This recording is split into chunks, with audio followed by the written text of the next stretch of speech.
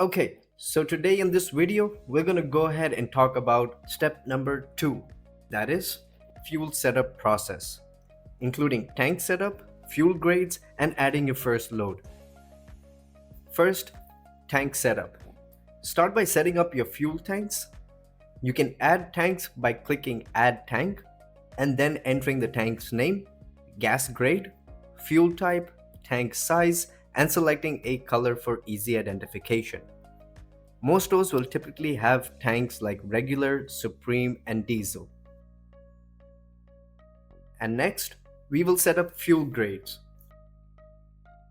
Click on Create Grade, then enter a grade name.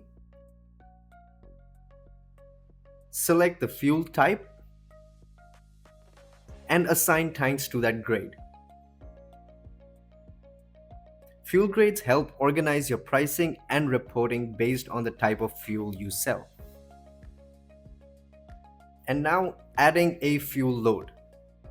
This is where you add your fuel to your inventory.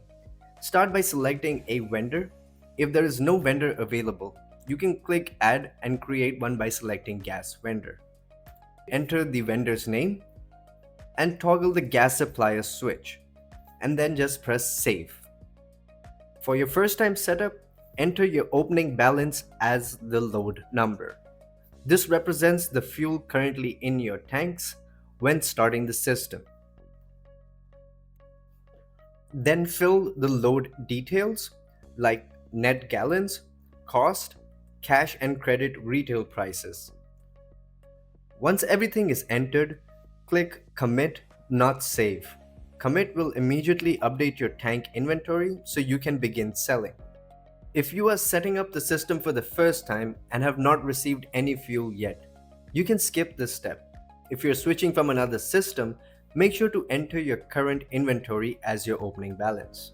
Once these steps are completed, your fuel setup is ready and you can continue with the rest of your onboarding. And that's all we have for fuel load setup. Let's go ahead and proceed in our next video for the further steps of onboarding.